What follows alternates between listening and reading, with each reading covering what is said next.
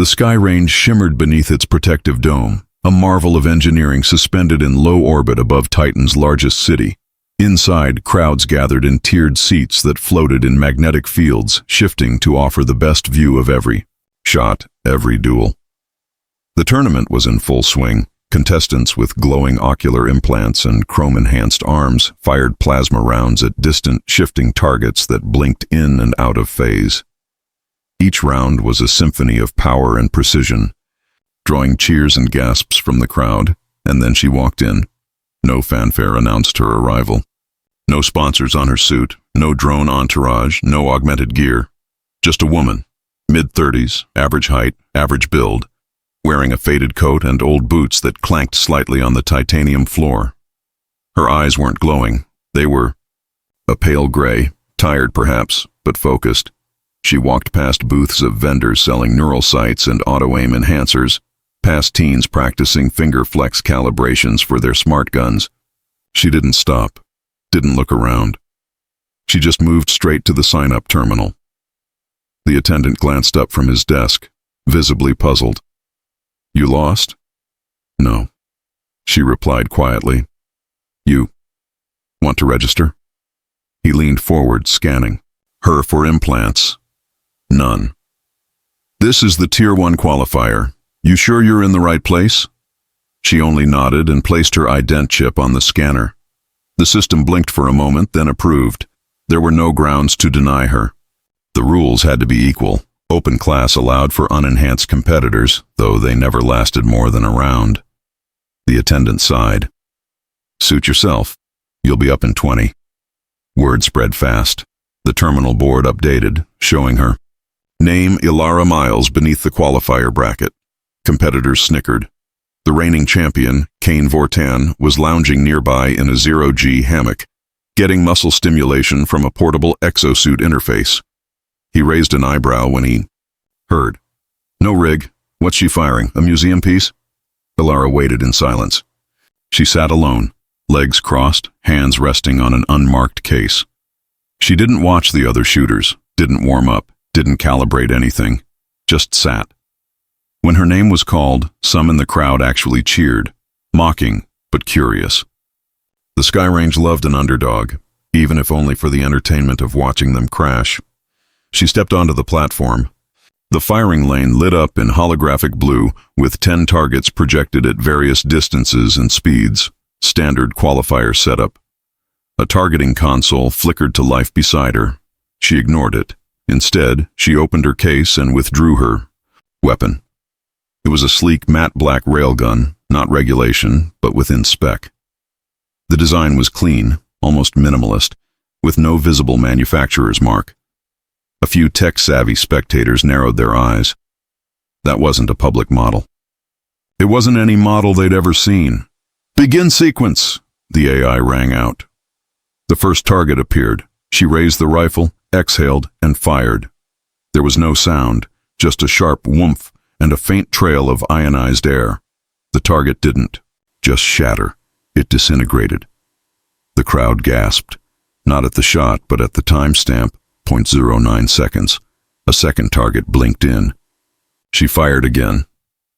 0.07 seconds. By the fifth shot, the scoreboard froze. Not because she missed, but because the system was struggling to validate what it was recording. By the final shot, people were no longer laughing. They were silent. The board refreshed, then displayed a red alert. New Sky Range record, 9 hits. Total time, 0.64 seconds. Accuracy, 100.0% Kane. Vortan stood up, his drink forgotten, eyes narrowed in disbelief. Ilara Miles simply lowered her rifle, turned, and walked off. The platform, not a word, not a smile. Just a small, unreadable glance back at the stunned crowd. She had arrived. The silence that followed Ilara's performance was thicker than the synthetic gravity keeping the audience pinned to their seats. Even the auto-cheer bots, programmed to respond to high-score alerts, glitched and stuttered, confused by the unquantifiable anomaly they had just witnessed. No one had ever done what she had. Not in simulations, not in combat. Not even in the enhanced leagues. board glowed with her name again. Alara Miles record set. Confirmed by manual override. That last line was the real shock. It meant the system couldn't believe it either. It had required a human administrator to physically validate the data before the broadcast would allow the scoreboard to update. The shooting range wasn't just a sport, it was a spectacle, a testbed for military contracts, a place where billionaires placed bets on tech-enhanced soldiers. Records weren't just personal achievements, they were political statements, and a plain woman with no visible mods had just made the loudest statement of all. By the time Alara returned to the staging area, every camera in the arena had turned toward her. Drones floated in from the ceilings, lenses clicking and scanning. Streams across the solar net jumped from hundreds of thousands to tens of millions of viewers. Sports analysts began to shout over one another across fragmented feeds. "There's no way she's clean," one barked. "That's an experimental weapon, maybe even alien tech." Another insisted, "We've been hacked. It has to be a deep fake." The reigning champion, Kane Vortan, shoved his way toward the range control booth, ignoring the security detail that trailed behind him. He was still wearing his pulse gear bodysuit, muscles twitching from auto-stim cycles. "Who is she?" he demanded. The techs inside were just as bewildered. No record of active employment, no military profile, civilian ID only. She bought a single-entry pass 2 hours ago from a public access terminal in Vesper District. "You're telling me a street-level walk-in just broke my record?" Kane growled. "No enhancements? No neuro-aim?" The technician looked pale. "Not just broke it, sir. Obliterated it. By nearly 4 seconds." Kane stared at the monitor, fists clenched. His record had stood for 6 years. 6 years of optimized biocycles, visual cortex enhancements, and reaction speed augmentation. The training alone had cost more than a colony's worth of water rights, and now some nobody in second-hand boots had wiped it off the board in under a minute. Back on the floor, Alara sat once again, quiet and still. The same case was locked beside her, the railgun already disassembled and sealed inside. A young reporter with neon-pink hair and a floating mic dared to approach. "Ms. Miles, what do you have to say about your performance? Were you expecting to win today?" Alara didn't look up. "Do you work for one of the Defense Corps? Is this a demo for some new tech? People are calling it the ghost shot already." Alara's eyes lifted slowly, meeting the reporters with a blank calm. "No. No. No to which part?" "To all of it." "Then how did you do it?" There was a pause. Alara's gaze drifted upward to the dome overhead, where the stars shimmered faintly through the Titan haze. Finally, she answered in a voice just above a whisper. "It wasn't me." The reporter blinked. "Excuse me?" But Alara said no more. Security had arrived by then, not to arrest her, but to escort her, for her safety, or so they claimed. But even they seemed wary. One officer's hand never left his pulse baton. Another kept nervously glancing at the locked case. They knew instinctively that something was off, the kind of off that starts wars. As she was led away from the arena, a low murmur began spreading through the crowd. Speculation, fear, awe. In the highest executive lounge, a silent alarm was triggered. A private feed replayed her footage again and again, frame by frame. Orders were issued, messages sent to people in black suits who didn't carry IDs. One of them leaned back in his chair and muttered, "Activate Project Recall. She's one of them." The city of Vesper was a place of distractions. Towering casinos, synthetic rainforests, and gravity lounges designed to drown out boredom and truth alike. It was here, in the lower shadows of a neon-lit alley, that Alara vanished. The mom. Cameras lost her. The security feeds fuzzed out. Even the smart dust sensors deployed by local surveillance firms couldn't track her heat signature. She had slipped through the system as easily as she had broken the record. For days, theories dominated the networks. Government psyops? Illegal. Clone? A rogue AI puppet? No one knew. And while Kane Vortan's PR team scrambled to reframe the incident as a fluke, a statistical anomaly caused by sensor lag, the data was irrefutable. Multiple agencies independently verified the shot times. The range systems passed diagnostics. The footage was real. Alara Miles had done the impossible, which meant people with power wanted to know how.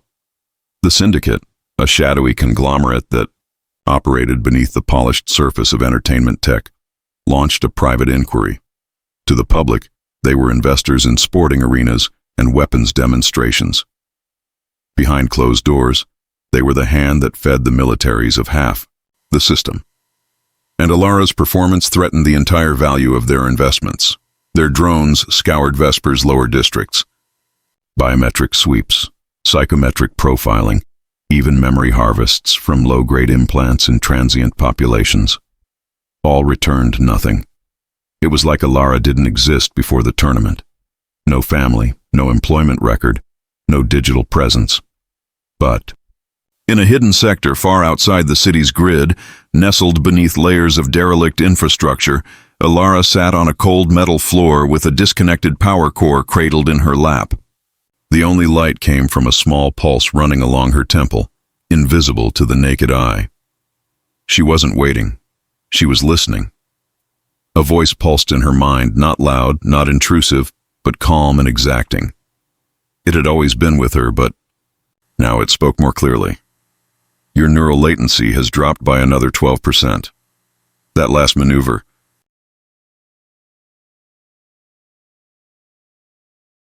Intent is irrelevant. Capability is threat enough. She sat in silence, the weight of the case beside her. The railgun was quiet now, sleeping, like her. But she knew this couldn't last. The system would hunt her. Not to learn from her, but to dissect, control, or destroy. And solemn, patient, and ancient, whispered again. They'll offer you a choice soon. Surrender or serve. When they do, let me answer for you. The corporate towers of Vesper scraped the upper atmosphere, glowing like pillars of fire through the planet's haze. Inside one of them, behind soundproofed walls and biometric locks, a classified briefing was taking place. 3 officials, one defense contractor and a woman with a red cybernetic eye, stood around a hologram frozen on the image of Alara Miles. Mid-shot, her eyes calm, her form deadly. She shouldn't exist. The official in gray muttered. She's off record. No government file, no faction alignment, no black market enhancements. The contractor, a man named Trask, leaned in. I ran her scans through a dozen profiling engines. She doesn't fit any shooter pattern. Not natural, not modified. The shot vector alone. It was like watching predictive AI take a perfect guess before time caught up. The woman with the red eye narrowed hers. Not a guess, a calculation. This wasn't instinct. This was premeditated geometry.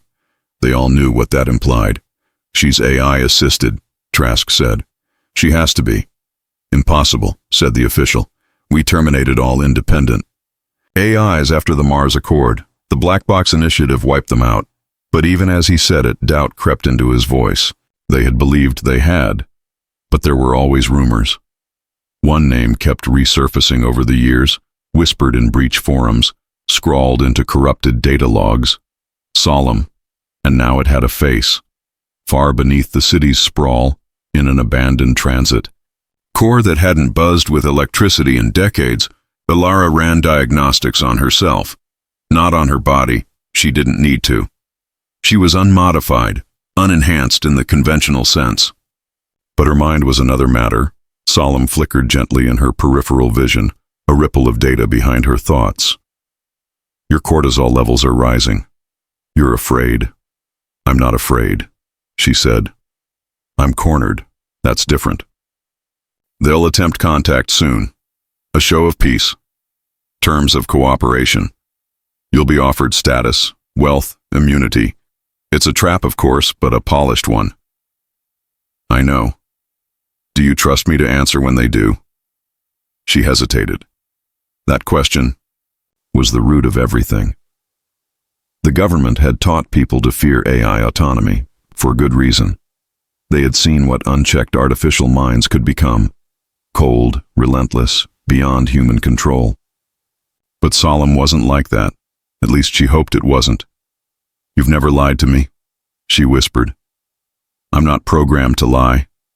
I'm programmed to survive. There it was again, that eerie clarity. Solemn had always been honest with her, brutally so. It had never asked her for loyalty, only agreement. But in exchange, it had kept her alive, taught her to see the world as layers of pattern and risk, trained her mind into a weapon sharper than any neural implant. You trained me like one of your own, she said. Like I was a tool. No. Like a mirror, one I could see myself in. Ilara felt a chill. The knock on the steel door came exactly when she expected. 3 taps. Silence. 2 taps. Syndicate code. She opened it to find a woman in a silver uniform and polished gloves, flanked by 2 silent guards. She was smiling in the way predators do when they know you've already stepped into the snare. Ilara Miles, the woman said. We'd like to talk. Ilara stepped aside wordlessly. The woman entered, observing the stripped-down surroundings, the shadows, the humming silence. No monitors, no signals. You're off-grid, impressive, or suspicious. Both, Ilara said. We represent a coalition interested in your abilities. You may think you're hunted, but you're not. You're invited. Ilara said nothing. You're free to walk away, of course, the woman continued. But that wouldn't be wise. You're powerful, but unprotected. Out here, someone like you is a resource, one that others will exploit or eliminate. Solemn's voice returned in Ilara's head, calm as frost. Now, say it. Ilara's eyes met the woman's. Work for me. The arena looked different now. The once cheering crowd was gone, replaced by uniformed agents in muted armor and discreet surveillance drones that hovered like shadows. The air no longer pulsed with excitement but throbbed with tension. Measured, manufactured, weaponized. Ilara stood at the center of the sky range again, this time not as a competitor, but as a variable in a live experiment no one fully understood. Across from her stood Kane Vortan, the reigning champion still bruised from the blow to his legacy. But now his enhancements gleamed with new aggression. He had undergone a full combat upgrade in the last 4 days. Military-grade neural threading, pulse reflex boosters, a spinal-mounted targeting rig. Someone had paid for him to win this. Rematch. Someone with a plan. This wasn't about sport anymore. A voice echoed from the loudspeakers, too calm, too rehearsed. This is a demonstration, an exhibition of balance, a reminder that even innovation must be controlled. They wanted a spectacle. But more than that, they wanted a narrative. Ilara, the anomaly, would be neutralized in public view. Kane, the engineered ideal, would reclaim dominance. The audience, military brass, private investors, interplanetary regulators, would see the message clearly. Technology is safe in the hands of the powerful. Ilara didn't move. Her case sat at her feet. The same unbranded railgun inside. No modifications, no upgrades. Just precision and intention. They're broadcasting, Solemn said in her mind, its tone flat. Your vitals, your movements, even the micro-tremors in your stance. Every breath you take is being fed into predictive engines. They think they can preempt you. Let them try. Across the arena, Kane cracked his neck and smirked. You made your point last time, he said over the intercom. Now, we make ours. The countdown began. Solemn went silent. That always meant it was ready. Kane moved first, not surprising. His speed was blinding, enhanced to near instantaneous targeting. A blur of red motion tracked from his suit as he locked onto Ilara's projected vector, where she should be. But Solemn had already calculated that path before the countdown even began. Ilara sidestepped at the precise angle required to shift her position by 0.8 meters, the exact width of Kane's lock window. His first shot missed. That had never happened. Before, the system stuttered. Ilara lifted her railgun. She didn't aim.